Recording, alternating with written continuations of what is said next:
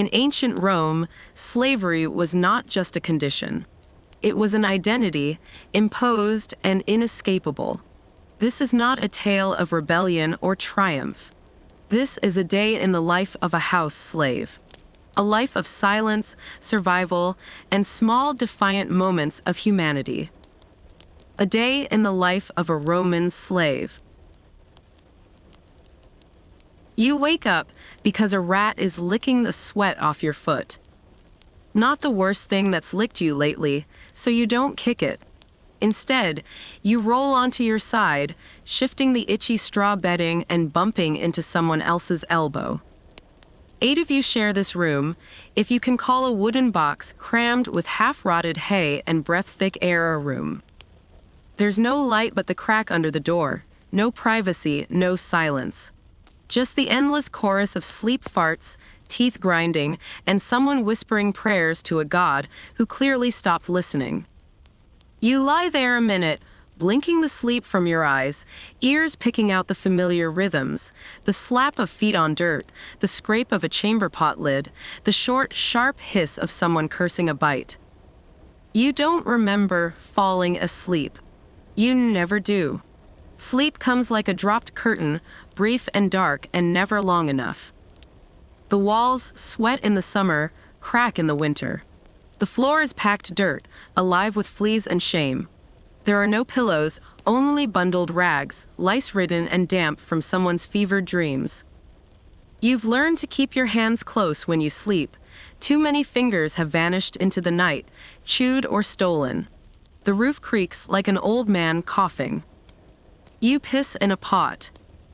It's full already. If you're caught dumping it in daylight again, you'll get the switch. Last time, it was Lucia who took the blame. She couldn't sit properly for 3 days. You thanked her with half a fig and the only smile you'd spared in a week. Lucia's already up, rubbing ash under her arms to kill the stench. Doesn't help. Nothing helps. You all reek. The smell clings like shame. 2 beds over, Morrow hums tunelessly as he scratches at his ankles. There's a crust of dried blood under his nails. Someone coughs, and the room stirs like an animal. You stretch. Something in your spine pops. You don't care if it's serious. You'd rather die than mop another atrium floor, but you won't. You never do. You survive like mold. The door slams open. Light floods the room like accusation. A silhouette blocks the sun. Up, says the overseer. He doesn't need to yell. You're already moving. You always are. Breakfast is a lie. They eat bread dipped in honey. You get yesterday's porridge, reheated if you're lucky. Today it's cold. You scoop it with your fingers and try not to taste it. It tastes like goat spit and chalk. Lucius, the kitchen overseer, slaps a boy for sneezing near the flour bag. The boy doesn't cry, just bleeds a little from the mouth. He'll finish sweeping after. You eat fast. You eat quiet. A slave who lingers is a slave who's whipped. Lucius eyes you like you're planning to steal figs. Again. You are. They're the small green ones, split open like tiny mouths. You dream about their sweetness more than sex. Once, someone found a bone in the gruel. We passed it around, sniffing it like perfume. Speak only when spoken to. Except when you're supposed to guess the master's needs before he remembers he has them. You empty chamber pots, still steaming with the morning's wine shits. You polish bronze that no one will touch. You scrub vomit off mosaic tiles. You bow. You say, yes, mistress. You say, of course, sir. You say, thank you for the correction, when she slaps you for not folding the tunic the right way. Correction. That's what they call it when they hit you. You smile with your mouth, never your eyes. Today, the master forgets your name and calls you boy. You're 27.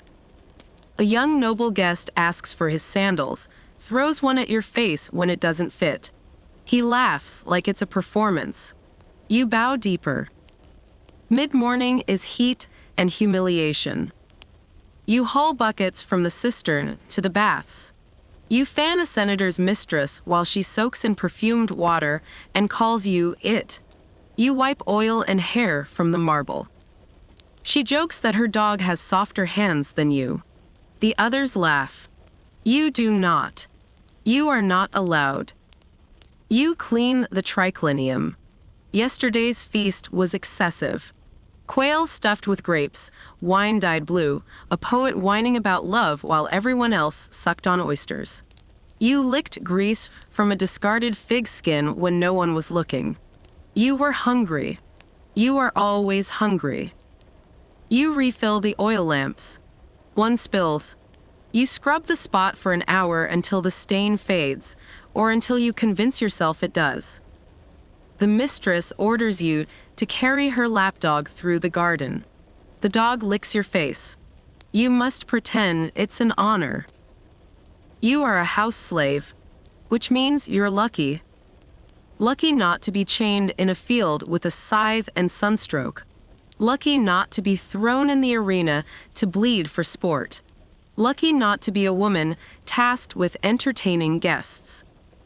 You still get hit, still get groped, still get called by the name of the one who died before you and was buried in an unmarked ditch.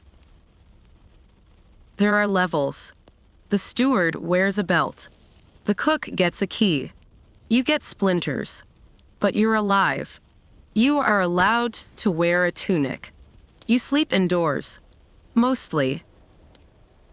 They parade in silk and stench. Perfume covers their rot. They drip with gold and tell each other how virtuous they are.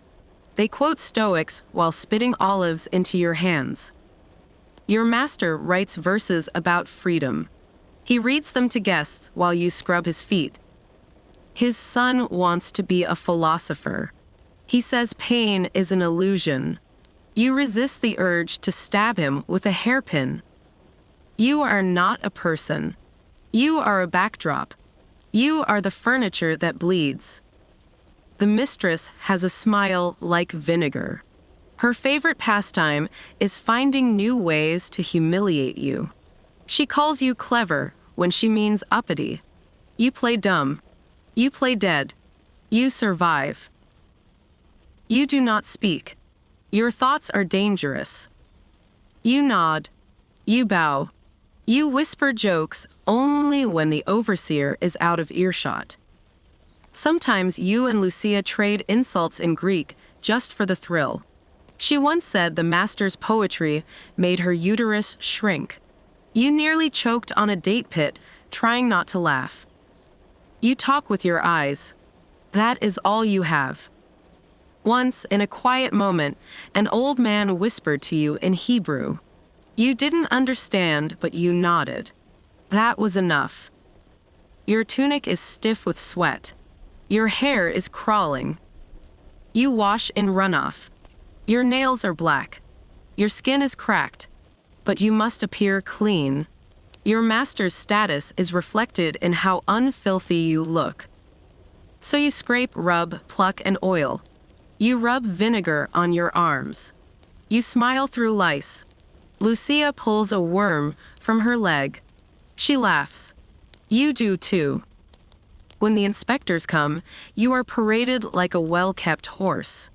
The master smiles. You do not. You saw Aulus flogged yesterday for dropping a cup. He didn't cry. Not until they started on his feet. You know the rules: no theft, no backtalk, no laziness, no lust, no mistakes. And even then, punishment is random. It comes like lightning, arbitrary, fast scarring. You've seen a girl branded for running. You've seen a boy gelded for smiling the wrong way at a guest. There are crosses on the road into the city.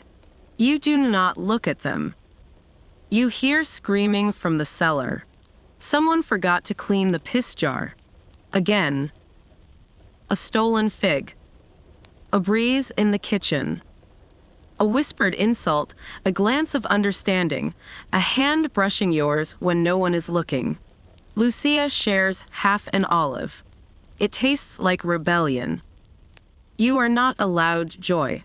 So you make it. Tiny, bitter, secret joy. You are not a citizen. You are not a person. You cannot marry. You cannot own. You cannot testify. You can be raped without crime. Killed without consequence. You are a thing. Like a broom, but less respected. The law says if you kill your master, the whole household dies. Guilt is shared like bread. If the master dies, you might be freed, or sold, or buried with him. Depends how sentimental he's feeling. You dream of running, of living in the hills with wolves. You dream of freedom, of being called by your name, your real name, not the one they gave you because it sounded nice in Latin. You dream of knives in soft places. You imagine walking into a tavern, sitting, being served. Mostly, you dream of sleep. Night comes like mercy, except it's never enough. You lie in the straw, curled around your own ribs. You itch. You ache. Your hands throb from scrubbing. Someone is crying. Someone is snoring. Someone is already dead, probably. You think about tomorrow. You wish you wouldn't. But you will. You always do. For our second story of the night, time has moved forward, but not much else has. The empire is gone. The togas, the gods, the marble baths, all dust now. But the work, the hunger, the silence, that stayed. Now the air is thicker, the streets are colder, and the masters don't carry whips.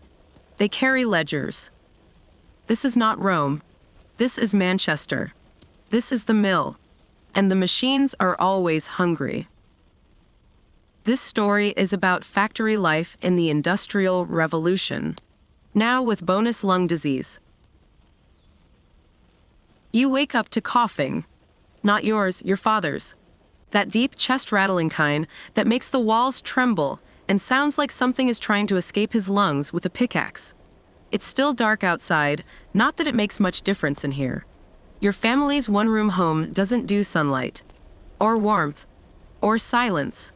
The room smells like everything at once: coal smoke, boiled cabbage, unwashed feet, and whatever died in the corner 3 weeks ago and was never found. You share the floor with your parents, 3 younger siblings, and a mattress so thin it might actually be a piece of cloth lying about pretending to be helpful. Your blanket? Damp. Your shirt? Also damp. The air? You guessed it, damp. You sit up, slowly, because if you do it too fast, your head spins and you might faint, which sounds great but unfortunately would make you late for work. Again. And late means less pay, or none at all, or a slap from the overseer's stick, which he carries like it's part of his personality. It's 4 a.m. Time to start another exciting day in the cotton mill. Your mother is already boiling something that may once have been called food. You're not sure what it is now. A mixture of oats, water, and disappointment. You eat it from a tin cup, careful not to burn your tongue or your fingers. The metal is hot, the contents are lukewarm, and somehow both are equally unpleasant. Eat quick, she mutters. You'll miss the bell. You don't need reminding. The factory bell is your alarm clock, your schedule, your God. It rings whether you're ready or not, and if you're not, tough luck. There's a line of children outside the factory gate, just dying, sometimes literally, to take your place. You pull on your work clothes, a shirt with holes where sleeves should be, trousers stiff with dried sweat, and shoes with more sole missing than left. Some kids go barefoot. You tried that once. Once. You kiss your baby brother on the forehead, because he's too young to work yet, and you're jealous. Then you step outside into the streets of Manchester. If streets is the right word for a sludge-covered path that seems to be 60% mud and 40% horse droppings. The fog hangs low, thick and yellow, like the city itself has taken up smoking and refuses to quit. Every breath feels like you're licking a fireplace.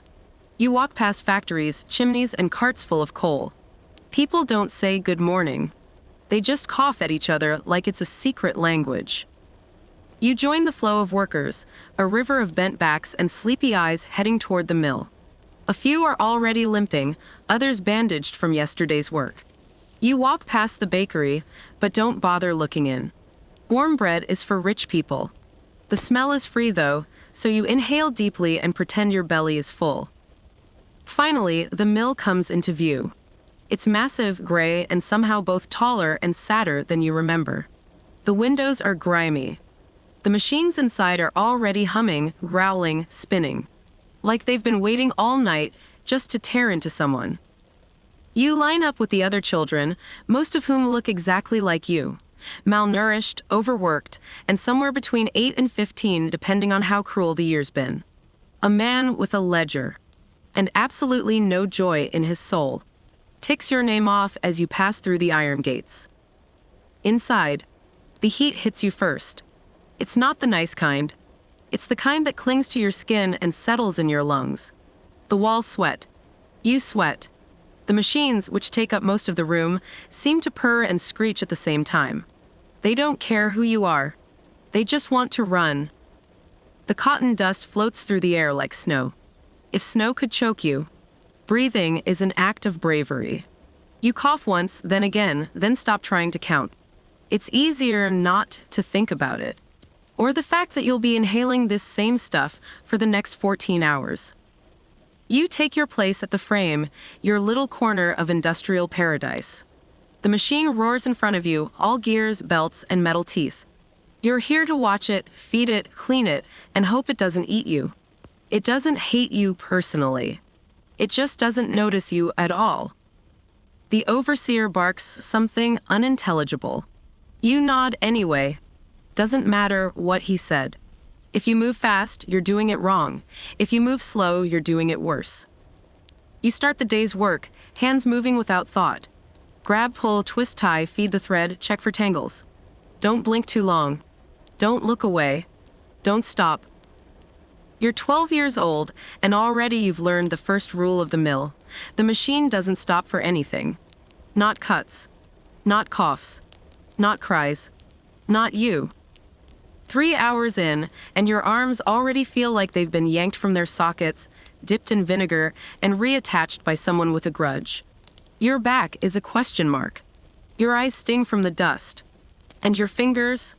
They're doing their best impression of raw sausages. The machine doesn't stop. You don't stop. Even blinking too long feels like a luxury. Every few minutes, someone screams. It's never a good scream. It might be a shout from a supervisor, a belt slipping, or, worst of all, that awful tearing noise followed by silence. The kind of silence that means someone's hand just got involved in a conversation it didn't belong in. You keep working, not because you're heartless, because stopping means you're next. At some point it could be 10 in the morning or 2 in the afternoon. No one tells you. There's a bell. Not the happy end of shift kind. No, this one just means stop dying for a moment and chew something. Lunch break.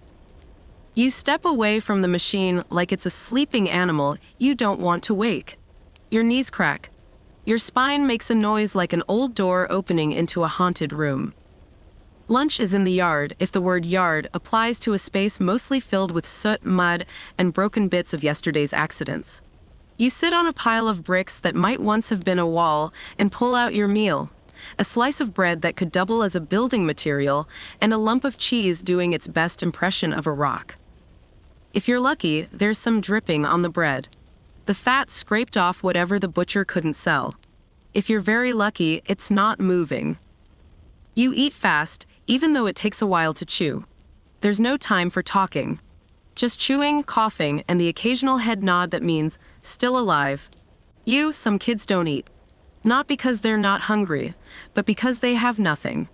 One boy licks the paper his food came in. Another just drinks water and hopes it fills the space where food should be. A rat scuttles past. You flinch. Not because it scared you. You're used to them. But because one once bit you during lunch, and you're not keen on reenacting that. Just when your jaw has finally made it through the bread, the bell rings again. Break's over. That was your rest. Was it restful? Irrelevant. Back inside, the heat hits harder now. Like the machines know you had a moment of comfort and are determined to punish you for it. The air's thicker. The dust denser. You cough and it echoes. The foreman walks past. Tall, thin, built like a yardstick with the personality of a thundercloud. He carries a stick. Not for walking. For pointing. And hitting. Mostly hitting. He eyes your posture. It's not perfect. He taps your shoulder with the stick. Not hard, but enough to say, I'm watching. You straighten up, even though your spine screams in protest. He moves on. Another boy isn't so lucky. He nodded off for half a second. Tap. Whack. Wake up. A red welt rises on the boy's neck. He doesn't cry. Crying takes energy. He just keeps working. You return to your machine. Thread. Pull. Knot. Repeat. Then, it happens. The thread snaps. It's your job to fix it. Fast. You reach in, fingers moving automatically, eyes on the whirling gears like you've been trained. Only you haven't. No one trained you. You watched the older kids and hoped your hands would learn before your face got chewed off. Your fingers graze the wheel. It stutters. Your heart jumps. You pull back just in time. A spark. A belt jerks. A piece of your sleeve gets caught and vanishes in an instant, like the machine was hungry and you just teased it. You stare at the spot where your hand almost was. The girl next to you. Mary, maybe? Doesn't say a word. She just glances at your sleeve, then back to her own work. The universal sign for, it wasn't your time. Keep moving, you do. Because what else is there? You don't get a medal. You don't get a break. You don't even get to tell someone, hey, I nearly lost my arm. You just go back to the rhythm. Thread. Pull. Knot. Repeat. And pray your luck holds. The hours after lunch blur together like the inside of your eyelids, which you're constantly trying not to look at, because closing them for even a moment might get you smacked, sacked, or snagged. The machine you're tethered to doesn't care that your legs feel like boiled noodles and your eyes sting with dust. It keeps spinning. You keep working. You stopped feeling your fingers around hour 7. That's probably fine. Your back is doing that thing again. The seizing, twitching, sharp-stabbing thing. But you ignore it. If you tell the overseer, he'll say you're lazy. If you tell your parents, they'll say it's normal. And if you tell the doctor, well, joke's on you. There is no doctor. Not one for kids like you. Someone sneezes, but doesn't have the time to wipe their nose. Someone else vomits behind a machine and keeps working. No one stops. No one flinches. This isn't a place for bodily functions. This is a place for production, and if your body breaks down, it better do it quietly and after your shift ends. Midway through the afternoon, there's a scream. Not a watch out scream or a rat on my leg scream. You know those. This one's worse. It's a scream that sticks. Everything in the room keeps moving, except the people closest to the sound. They freeze. That means it's bad. And it is. A boy. You think his name is Sam. Is clutching his arm. His not completely attached arm. There's blood on the machine, on his shirt, and on the floor. It spreads fast, like the factory itself is trying to soak him up. The overseer runs over, muttering curses. Not out of concern. Out of frustration. The machine has stopped. Production has stopped. And worse, now there's cleanup. Someone wraps Sam's arm in a dirty cloth. Another kid is told to walk him to the alley. Not the infirmary. Not home. The alley. There's a man there who handles these things, which you assume means bleeding children and not spiritual healing. Sam's replaced before he's even gone. Another boy steps in. No gloves. No training. Just hands. You stare at your own hands. You've always been proud of how fast they move, how careful they are, but now they just look temporary. You go back to your task, because if you don't, someone will scream at you too. The air gets heavier, the light gets darker, and your mind starts to drift. Not in a dreamy way, but in that hollow, floaty kind of way your body does when it's still going, but your brain is already somewhere else. You start to picture yourself leaving, walking away from this place, out the door, into the world. Maybe you'd sell apples, or books, or hats, anything that doesn't sound like thunder and smell like sweat and oil. Then your machine squeals. You blink hard and refocus. The bobbin's loose. You tighten it. That was close. Too close. Your head droops for a moment and your chin bumps your chest. That's all it takes. The overseer's stick snaps across your back. Wake up, he growls, and he's not being metaphorical. You rub the spot. No apology. No warning. Just pain. You don't even cry anymore. Crying is a luxury. You haven't felt safe enough to cry since you started working here, and you're not going to start now. Finally, the last bell rings. Not the fake lunch bell. The real one. The one that means you survived another day. Go home before we find more work for you. Your hands are numb. Your legs barely work.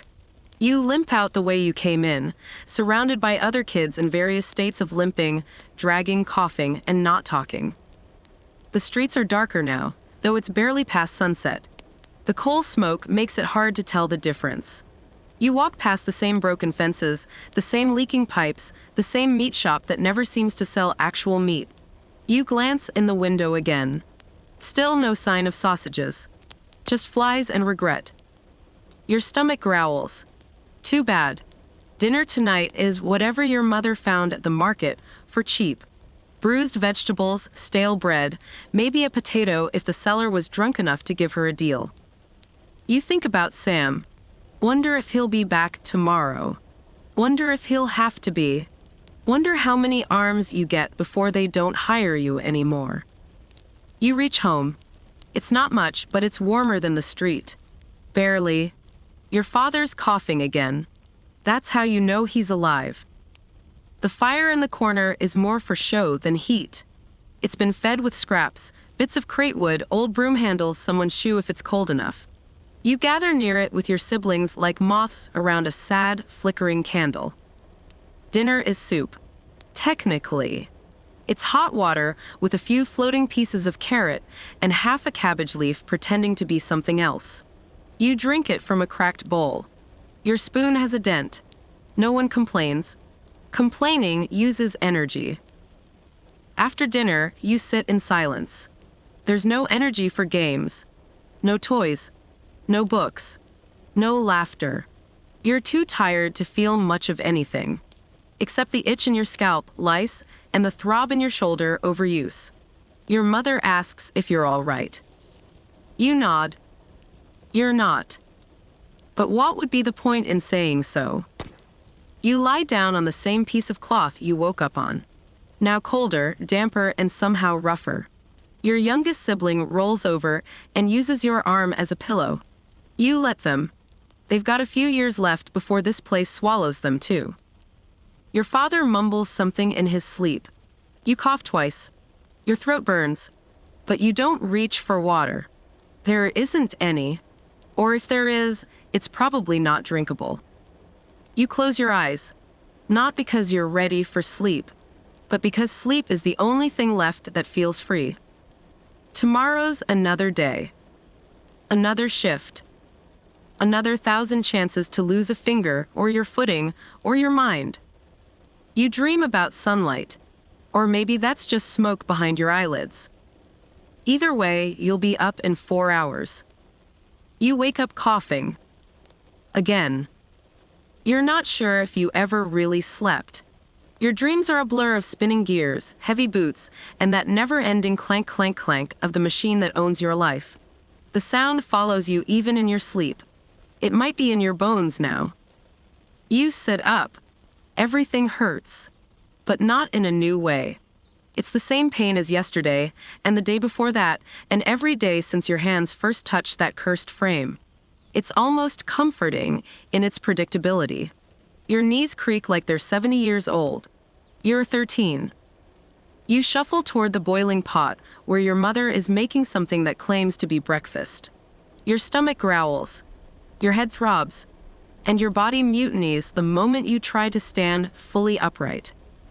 But this isn't a day off. There is no off. No one you know has ever had one. If you get sick, you work. If you break something, you wrap it in cloth and work. If you fall down, you get back up and keep working. Because missing one day means you don't eat. Missing two might mean your whole family doesn't. And if you keep missing them, then you're replaced by your little sister, who's 7. You think about that more than you'd like to admit. In another time, another life, you might have been in school, reading books, learning numbers, drawing in the dirt, playing with friends, laughing, growing, living. But here in this time, in this life, children don't grow. They shrink into themselves, shrink into what they're told to be. Small, silent, obedient sheep. You head to the factory. Same walk, same fog, same horse dung waiting for you on the corner like an old friend. Same silence from the people around you. No one really talks anymore. Just grunts, nods, and coughs. You walk past a wall covered in chalk writing. You can't read it. You were supposed to go to school once. There was even a room in town for it. But you had to choose between letters and bread. And the landlord doesn't take spelling as payment. At the factory gate, you see someone new. Tiny, pale, a boy, maybe 8, probably lying about his age to get hired. Or maybe someone lied for him. Either way, he's got the look. Scared, skinny, and already coughing. He stares at the machines like they're monsters. You remember doing that too. Now you don't see monsters. Just routine. They don't scare you anymore. You've worked alongside them long enough to become part of them. Or maybe they became part of you. The day unfolds the way they always do. Loud, hot, long, relentless.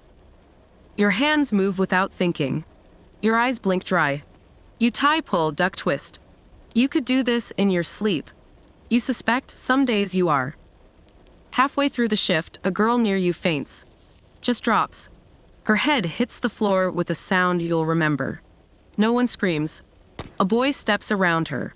The foreman sighs like she's an inconvenience. She'll be fine, he mutters. She just needs air, which is funny. Because there is no air. Not really. The mill's dustier than ever. You've started coughing blood sometimes. You wipe it away when no one's looking. You don't want to be replaced. Yet. You think about your future. What's left of it. Maybe if you're lucky, you'll get to be a doffer, less bending, fewer cuts. Maybe you'll even get promoted to working a loom. Which sounds good until you remember those machines have more blades than a butcher shop and move faster than anything human should be near. Maybe you'll grow up. Maybe you'll live to see 20. Maybe. But even then, what's waiting? If you're a boy, you get to keep working until you collapse. Your pay might go up. A little. Maybe you'll marry. Have kids. Then what? Send them here too. So they can cough up what's left of their lungs while feeding the same machines that ate your youth? If you're a girl, things are worse. You'll still work. Then marry. Then still work. Then have children. If your body hasn't been broken beyond repair. And then work again, only this time at home too. And when your husband loses his job or his mind or both, you'll carry everyone. Quietly. Without thanks. You try not to think about that. You focus on the thread. the gears, the rhythm. But the thoughts still sneak in. What if there was something else? You heard a man once shouting in the street about unions, about rights, about people refusing to work unless they were treated like, well, people. The foreman beat him with a stick, and everyone else went back to work. But something about it stuck. What if you did deserve more? More than soot in your teeth and open blisters on your palms. More than half a meal and a full day of screaming machines. More than growing old before you've even finished growing up. You won't say these things out loud. Not yet. Not while there's work to be done. Not while you need every scrap of coin to survive. But one day, maybe not today or tomorrow or even 10 years from now, someone will shout those thoughts again. And maybe this time, the crowd won't look away. Maybe they'll listen. Maybe they'll walk out. Maybe the machines will fall silent for once. Not because someone lost a finger, but because no one showed up. And maybe, just maybe, some child in the future won't wake up coughing. Won't lose a hand fixing gears too big for their body. Won't have to choose between school and survival. Maybe they'll know what a day off is. What safety feels like. What it means to rest without guilt. But that's not your world. Not yet. You leave the mill as the sun sets, or at least you assume it's sunset. It's hard to tell with the sky so thick with smoke. You walk home the same way you always do, feet aching, brain buzzing, heart numb. The new boy trails behind you. You hear him coughing already. You wish you didn't know exactly what that meant. At home, the fire's out. No coal today. Just blankets. And body heat. Your mother is tired. Your father, too. Your baby sister's crying. You sit on the floor. Take off your shoes. Look at your feet. Blistered. Bleeding. Alive. You stare at the ceiling. Close your eyes. And wait. For sleep. For morning. For a better future. Whatever comes first.